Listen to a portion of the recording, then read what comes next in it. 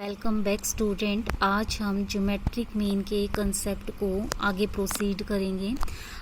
जैसा कि हमने 2 पार्ट कर लिए थे ज्योमेट्रिक मीन के, अब नेक्स्ट पार्ट करेंगे। इसके अंदर हम क्या करेंगे कि एक तो हम कुछ इसके इम्पोर्टेंट्स पॉइंट देखेंगे और देन हम देखेंगे कि ज्योमेट्रिक मीन है उसका एवरेजिंग में भी हम यूज़ कर सकते हैं। That is average rate of growth निकालना हो, इंक्रीज डिक्रीज, ये सारी चीज़ें निकालनी हो तो भी ज्योमेट्रिक मीन का यूज हो सकता है।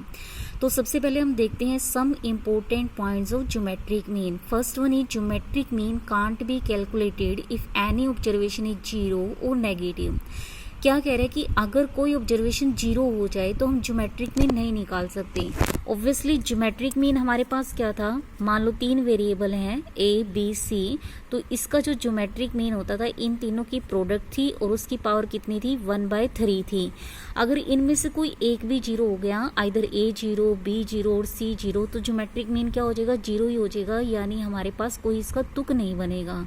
तो हमारे पास क्या है, ये एक लिमिटेशन है ज्योमेट्रिक मीन की कि अगर आपका कोई एक भी ऑब्जर्वेशन जीरो है तो ज्योमेट्रिक मीन जीरो ही निकलेगा, कुछ और नहीं निकलेगा, यानी ज्योमेट्रिक मीन कैलकुलेट ही नहीं हो रहा।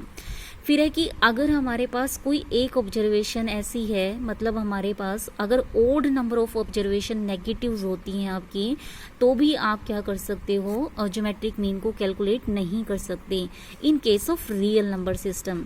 जैसे कि मान लो आपका ए है वो नेगेटिव है, सपोज -5, और बी है पॉजिटिव दैट इज 7 और this 3 raise to the power 1/3। जैसे कि हमने देखा है कि पहले भी पढ़ा हुआ है हमने कि ये नेगेटिव का केस आ गया, यानी इसको हम रियल नंबर में काउंट नहीं कर सकते और इसका जो आंसर है वो कॉम्प्लेक्स नंबर में सॉल्व होगा हम, तो यानी ज्योमेट्रिक मीन है वो कैलकुलेट नहीं हो सकती अगर हमारे पास ओड नंबर ऑफ ऑब्जर्वेशंस क्या आ जाए, नेगेटिव आ जाए। नेक्स्ट वन है logarithm of geometric mean of set of observation is the arithmetic mean of logarithm of observation। मतलब क्या कह रहे हैं, ज्योमेट्रिक मीन का आप लोग ले लो, वो नथिंग बट क्या होगा, सभी ऑब्जर्वेशन का लोग लो और उसका क्या ले लो, अर्थमेटिक मीन लो। ये दोनों चीजें क्या आएंगी, इक्वल आएंगी, क्योंकि हमें ही पता है कि ज्योमेट्रिक मीन क्या हो गया। सपोज आपका ज्योमेट्रिक मीन क्या है, सपोज n वेरिएबल है दैट इज x1 x2 और सॉरी यहाँ प्रोडक्ट आएगी और xn n वेरिएबल मान लिए, तो इन सब की प्रोडक्ट करनी है और उसका क्या लेना है, हमें nth रूट लेना है। तो कह रहा है कि लोग ले लो ज्योमेट्रिक मीन का, तो हमने क्या ले लिया, लोग ऑफ ज्योमेट्रिक मीन। तो लोग में हमें पता है कि पावर आगे आ जाती है और जो प्रोडक्ट है वो कन्वर्ट हो जाता है समेशन में, दैट इज ये बन जाएगा लोग x1 और फिर हो गया हमारे पास कितना, लोग ऑफ x2 और देन हमारे पास क्या हो गया इस तरीके से log ऑफ xn, ये हो गया।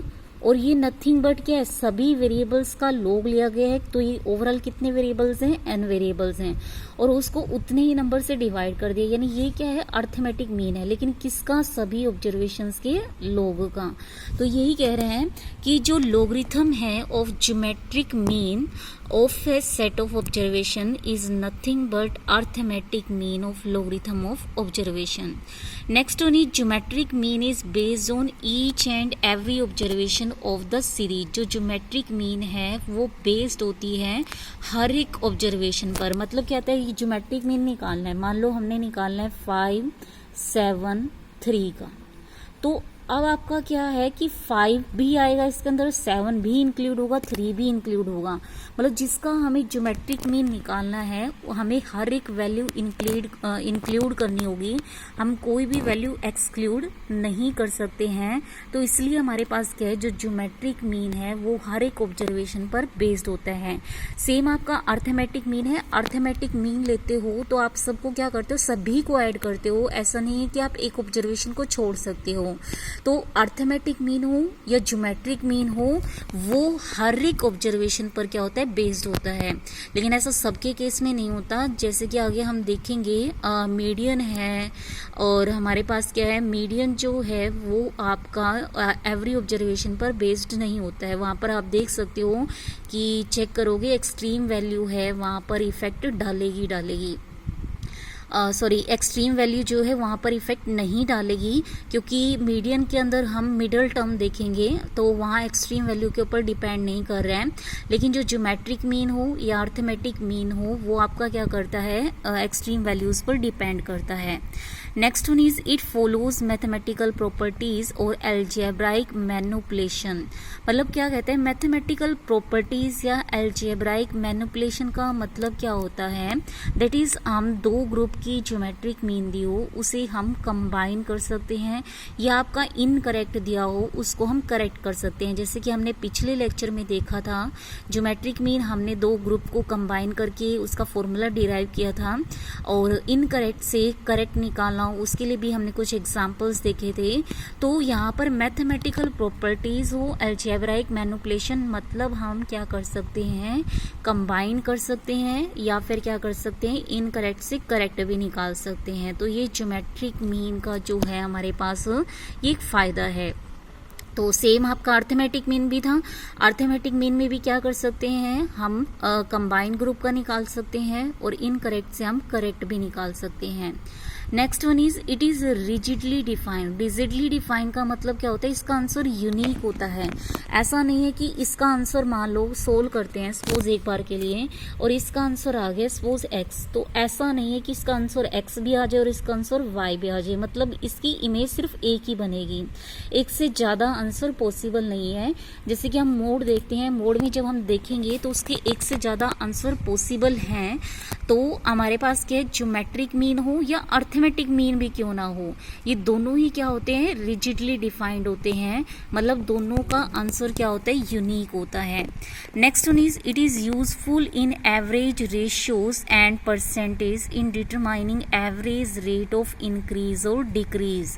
मतलब क्या कह रहे हैं, ज्योमेट्रिक मीन का सबसे बड़ा फायदा जो है वो क्या है कि आप रेट ऑफ ग्रोथ निकाल सकते हो, मतलब परसेंटेज निकाल सकते हो कि कितना इंक्रीज हो रहा है और कितना आपका डिक्रीज हो रहा है। इससे रिलेटेड हम कुछ क्वेश्चन से समझते हैं। जैसे कि क्या कह रहे हैं, from 2010 to 2012 prices increases by 5%, 8% and 77%. Find the annual percentage increase. मतलब क्या कहते हैं कि 2010 से लेके 2012 कोई भी आपका कोई भी एक वस्तु है, उसका प्राइस जो है पहले तो 5% इंक्रीज हो जाता है, और 5% इंक्रीज होने के बाद नेक्स्ट ईयर में उसी इंक्रीज पर 8% और इंक्रीमेंट हो जाता है, और देन कितना इंक्रीमेंट हो जाता है, 77% इंक्रीज हो जाता है। आपको एनुअल परसेंटेज इंक्रीज निकालना है। तो मेन कंफ्यूजन क्या है कि यहाँ पर अर्थमेटिक मीन यूज होगा या फिर ज्योमेट्रिक मीन यूज होगा, तो हम दोनों से करते हैं। अगर अर्थमेटिक मीन की बात करें तो 5, 8 और 77 का अर्थमेटिक मीन हो गया 30%। इसका मतलब हर साल ये 30% के रेट से मतलब एवरेज की बात करें, ऑन एन एवरेज तो ये 30% इंक्रीज हो रहा है।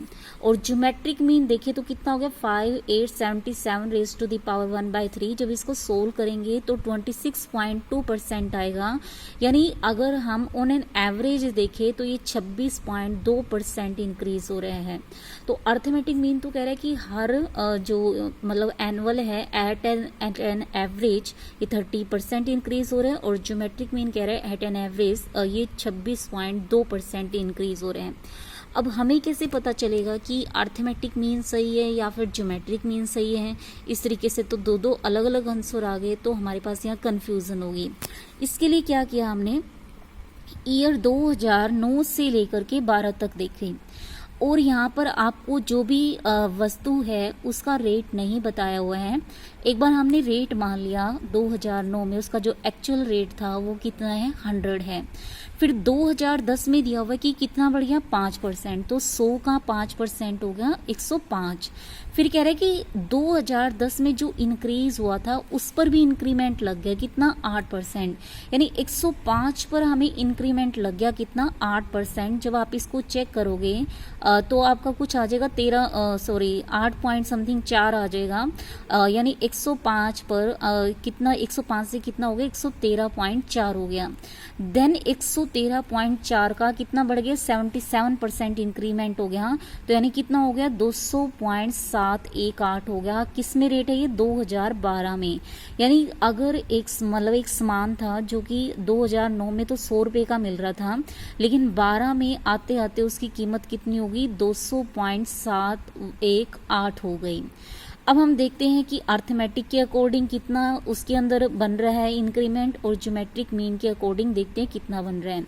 तो हम एवरेज मान रहे हैं ज्योमेट्रिक मीन के अकॉर्डिंग हर साल कितना इंक्रीज हो रहा है 26.2 ऑन एन एवरेज। तो हमारे पास यानी अगर 100 था ऑन एन एवरेज अगर 26.2 इंक्रीज हो रहा है, तो 100 का 26.2 निकाले तो 126.2 हो गया। फिर हम 126.2 का फर्दर 26.2 निकालते हैं तो 159.2644 हो गया। फिर से इसका हम 26.2 इंक्रीमेंट लें तो 200.99 हो गया। अगर हम बात करें 30% के अकॉर्डिंग, तो 30% के अकॉर्डिंग आपका 9 में तो 100 ही था, लेकिन हमारे पास ऑन एन एवरेज हर साल कितना इंक्रीमेंट हो रहा है 30% इंक्रीज हो रहा है। तो 100 का 30% हो गया 30, तो यानी ये बन गया 130। देन फर्दर इसका 30 दैट इज 169, और फर्दर इसका 30